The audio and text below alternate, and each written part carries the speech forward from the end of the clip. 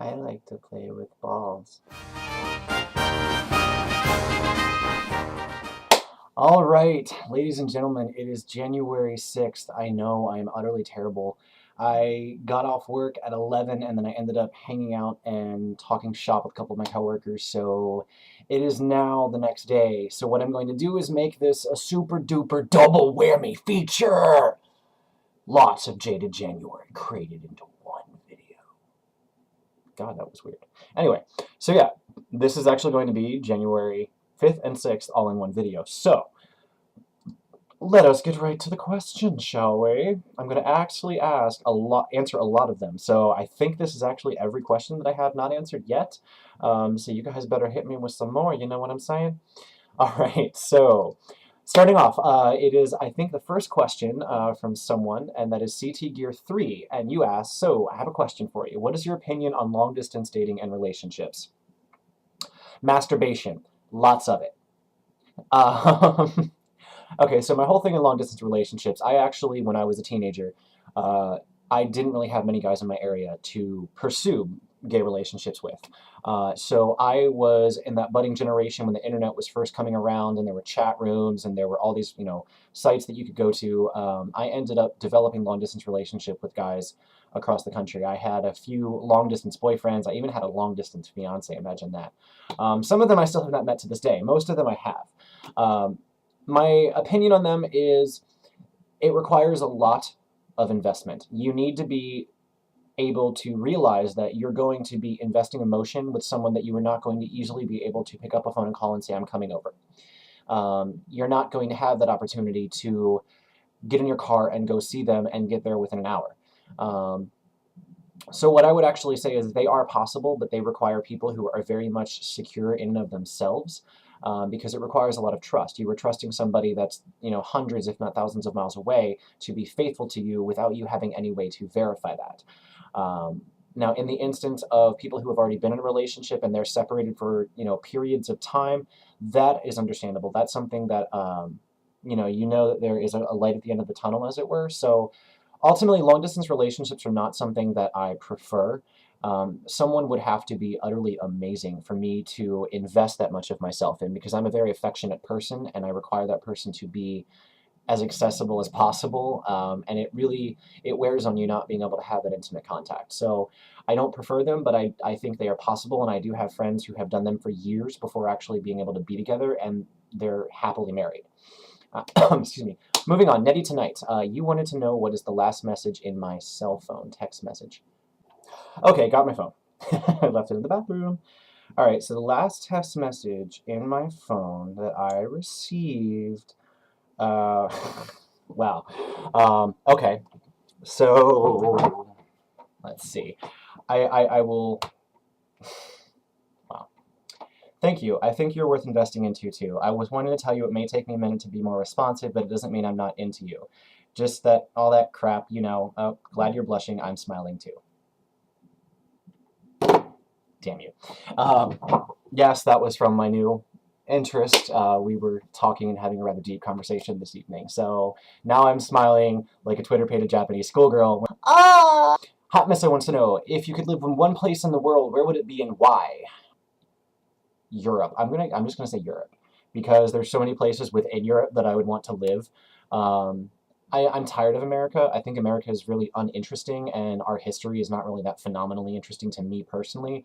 I would love to live in Europe and be able to travel between like London, France, all of the countries like Romania as well that have such a rich history and a long history and just this feeling of old world style and class. Hot Missa also wanted to know, will you make me an awesome background for my channel? Of course, darling. You know I would. Tell me what you want, tell me what you like, or just tell me if you want me to go carte blanche and do whatever I can think of. Next, we have Mr. Bulldog570 asked, if you had superhero abilities that only lasted in spurts of 3 seconds, and you'd have to wait another 5 minutes to recharge before using it again, what superpower would you want? That is a very complex question, because I can't go with my usual, which would be the power of flight, because that means that I would periodically be falling out of the sky to my death. Teleportation, probably. If I can't fly, I would choose teleportation because I have so many friends around the world that it would be awesome to be able to just teleport there and not have to have a car. That would be awesome. I could just like teleport everywhere that I wanted to go, and having a cooldown on that would not be a problem. So yeah. Eotmeyer asked, if given 5 minutes to speak about something to people, what would you talk about? Well, I have 5 minutes whenever I want. That's what YouTube is for. But I'm assuming you mean like a large audience. Stop politics. I mean, seriously, if I was given the entire world to sit there and talk to for 5 minutes, I would say stop sticking your nose in each other's business. Stop worrying about shit that you really...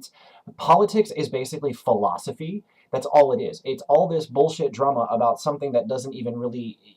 It's just complex bullshit. People bullshitting and bullshitting and bullshitting. And there's so much more in life to worry about than a lot of the things that come up in politics. Like, Alchemist, you asked a very, very good question. You asked me, you said you were a pagan. What does that mean to you, and do you follow a particular path? This is actually an extremely loaded question.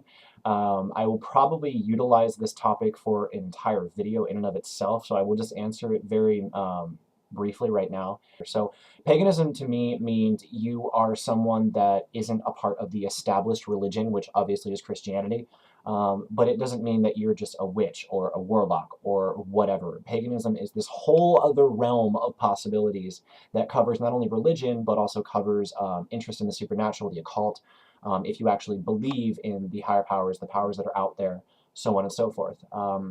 Do I follow a particular path? Yes, I follow my own path. My path is extremely individualistic to myself. It's basically a stew of various things that I've kind of gone like that, like that, like that, from different pantheons, different schools of magic, different deities, different belief systems. What I do identify myself as is a chaos mage. I have a firm belief that without order, without chaos, there could not be order. So I kind of feel like the man who went behind the curtain and looks at the foundation of the universe. I believe that everything is part of each other. So it's this constant swirling cycle, and that's why I dabble in many different pantheons. You'll hear me praying to Aphrodite, and then the next day I'll be praying to one of the Egyptian gods, or Loki in the Norse pantheon, or so on and so forth.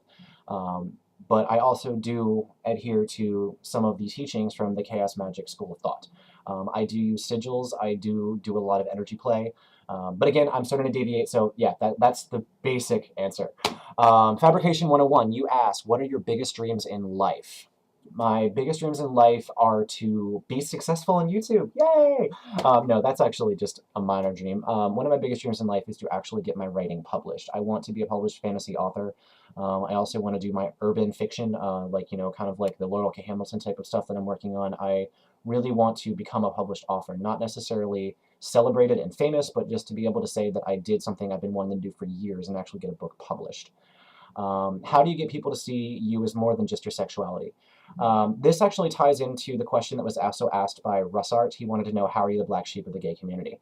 I don't believe that being gay is 100% my personality. Being gay is not your entire identity. It is actually just a facet of my personality. Like, if I was a diamond, I have many different facets. One of those facets, and that's just one out of all of them, is my sexuality. I find that a lot of gay men, and even lesbians as well, and transgendered, you ask them who they are, and they say, I'm gay, or I'm a gay man, I'm a gay woman, I'm a transgendered. That is not all of who you are. You also have hobbies. You also have idiosyncrasies and personality that are personality traits. You know, you have other interests. I mean, I am a gay, but I'm also a pagan. I'm also a gamer. I'm also a dork. I'm also an actor. These are just many different things that culminate in the dénouement that is me. So I try to be myself and not let my sexuality define myself. And that is how I become the black sheep of the gay community. I do not prefer to go out and go to gay pride. You will not see me at gay pride usually because I have my own issues with it. I think it is sometimes it's putting on display some of the worst aspects of our community. I'm not saying it's all bad. There are very good things that are put on display at Pride, but there's also a lot of debauchery that really does not need to be shoved down the throat of the world. If we want to be seen as equal, then we should keep some of our stuff more private because, you know, we don't have everybody else doing that.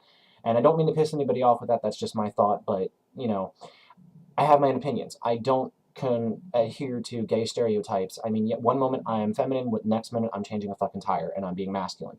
I'm just myself. Russ, to fully answer your question, I'm a goth, I'm a punk. I listen to metal, I listen to emo, I listen to industrial gothic music. Yeah, I listen to Britney, but that's just one part of the many facets of my personality. I tend to get ostracized because I am not your traditional queen. And, you know, I'm the guy that walks into the white party all in black. Totally did that. It was awesome. Next, we have, let's see, Peacecraft82, you asked if you could control any type of animal, which one would it be and why? Cats. I love them. Cats are amazing. Now, if dragons were around, I would probably say dragon, because dragons would eat people that I don't like. And imagine, you know, like birds shitting on you is really annoying. If people I didn't like were out and about, I'd have my dragon go take a giant, massive, steaming dragon shit dump on their head or on their car. That'd be awesome. Yeah, so this is a longer video, guys. I hope that makes up for the fact that it's 2 days in one. I'm trying to get in a rotation where I do the video after I get off work at night, so it's ready for you the next day, and that's what I'm trying to get going here. So that is all the questions that I have so far. I don't believe I left any out. So ask me a whole shit ton of new ones, and I will see you guys tomorrow.